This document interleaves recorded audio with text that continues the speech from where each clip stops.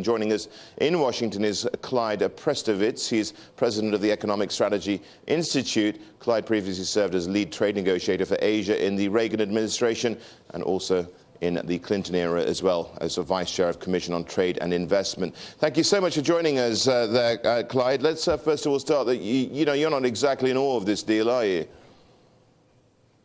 No, I'm not. I mean, I welcome the move in principle to become more flexible. I'm not sure that the yuan is unpegged from the dollar. It will presumably eventually have a wider trading band, but if the wider trading band is only 1 or 2 or 3%, it really doesn't mean very much. But that would be on a daily basis if we go back to what it was before. And in the 3 years after 2005, we saw a 21% appreciation for the yuan there. Would you welcome that over an orderly appreciation as we saw at that point?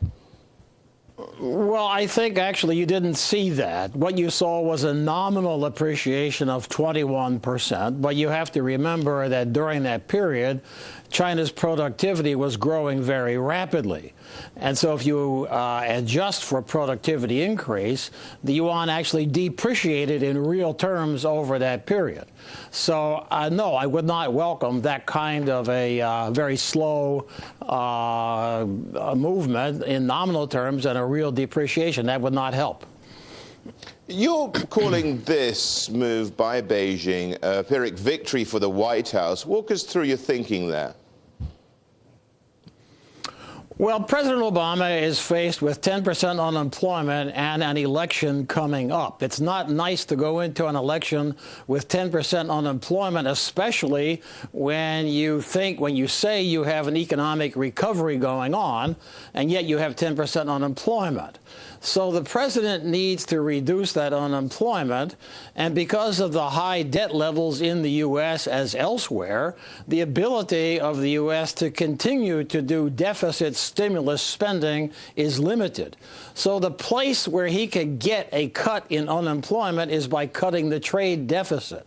But in order to cut the trade deficit, he needs to have a substantial revaluation, not just of the yuan, but of all of the Asian currencies, including, for example, the Korean won, the Sing dollar, and others.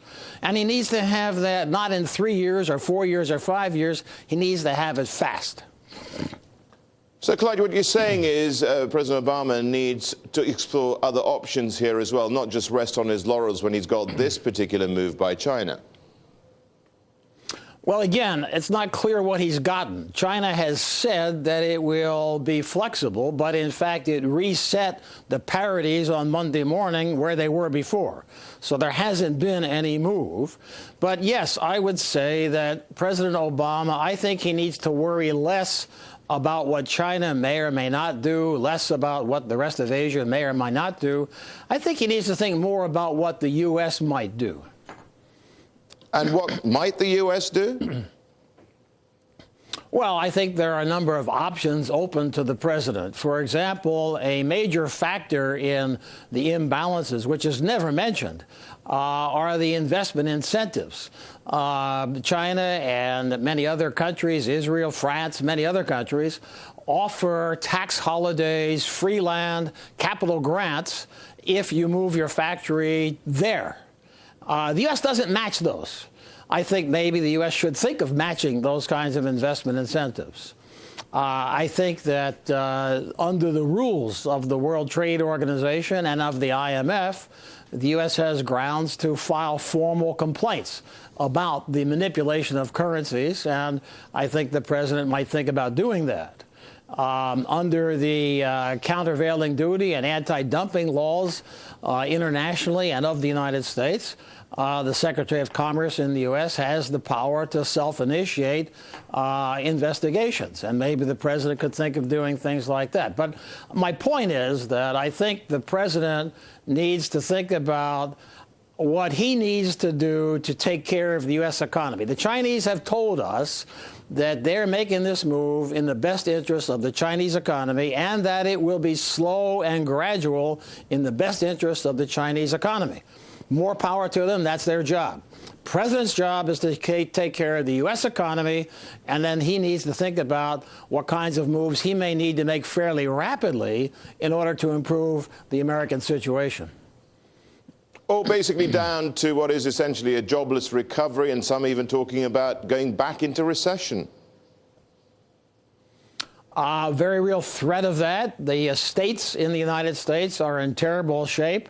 They're firing teachers and policemen, closing public parks and the like, and we will see unemployment in some of the states rise. The stimulus package is beginning to run out. Not clear that we can do a lot more stimulus, and so there's a very real threat of a double-dip recession. Yes. Clyde Prestowitz, thank you so much for joining us there from Washington, D.C.